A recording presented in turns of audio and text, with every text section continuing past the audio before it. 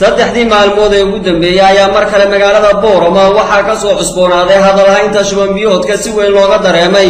gudaha magaalada Boorama waxaa la arkayay bukaan socotada la dhacaya shuban iyo mataga kuwaas oo ku qulqulaya isbitaalada ku yaala magaaladani Boorama haddaba qaar ka mid ah bukaan socodka oo ka hadlay xaaladooda caafimaad iyo xanuunka sidii ay u dareemeen iyo waxa ay u maleynayaan inay ka qaadeen ayaa abbaaray sida ay wararku sheegayaan meheradaha sameeya cuntooyinka fudud waa shuban biyood shuban biyo iska socdo waa biyo iska socdo oo waxa la waxay yihiin hanad jiray sida dadka u socdo bayjah kale laba waa u dhimatay imika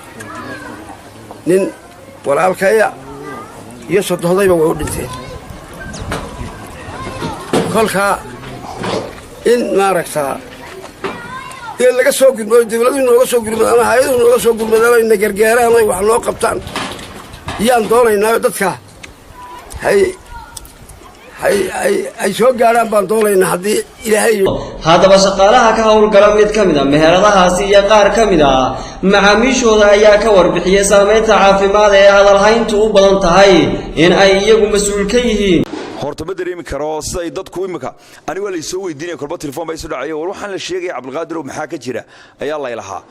waxa la sheegay say dadku u maqleen baan u maqlay wali dawladda ii timiday oo igala hadashay maan arag wali wasaaradda caafimaad oo ii timiday maan arag arintaasi Sheekh Carab mar weyd waxa weeyaan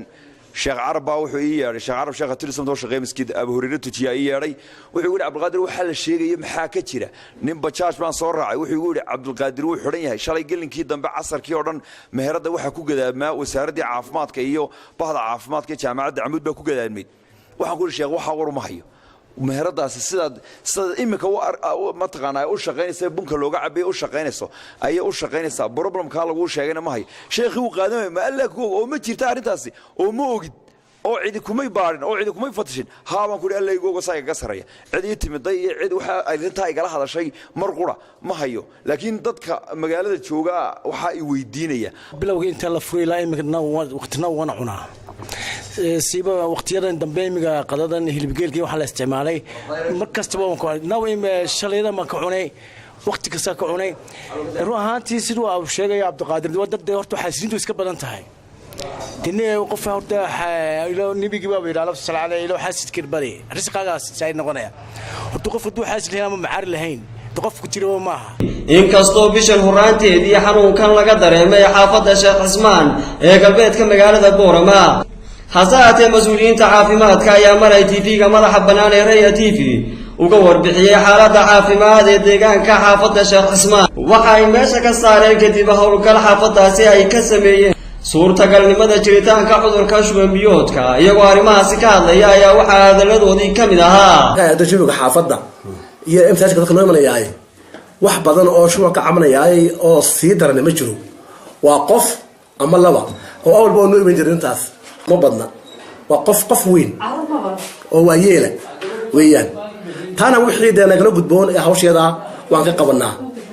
wixii dawana waan siinaa xaafadana shaqaale waan kala dirnay wixii ay soo qaban kareen soo qaybiyeen oo RST Allah musta'an haddana wax dhibaato oo weyni oo ka jirta xaafadda ma hayno sidoo kale madaxa caafimaadka asaasiga ee gobolka Awdal Maxamed Cumar Yaabe oo arintaasi ka hadlay ayaa hadaladiisii waxa kamid ahaa anagu markaa waxaan qaadnay anagoo xaqiijinayna arintii xaafadda waxay leedahay meel goob caafimaad shaqaalihii goobta ee caafimaadka ayaa waxaan u diray xaafadda inay house to house u galaan gaadhina waxaan u saaray muxuu ahaay mikrofon sidaa daraadeed muxuu ahaa ambalaaskiina waan u diyaarinay waxaan u sheegnay markaa in xaafadda la taabto maadaama ay sheegeen shaqaaluhu inayna wax ugu yimid muxuu ahaa xanaanada oo sheeganaya amba cabasho ka cabanaya shubanka aynan jirin inay xaafadaha ku soo taabtaan ay soo xaqiijiyaan saa darteed muxuu ahaa 5 maalmood ayay ka shaqeynayeen xaafadda oo aqal walba ay galeen wax shubanaho muxuu ahaay shuban biyooda oo dhiba oo sheegeen ma jiro haddaan laga tegin malaha waxaan malaynayaa oo 6 qof 7 qof oo dad waaweyn ayaa xaafadda intaa leegeed ka heleen waa maxamed sheeke raya TV Boroma.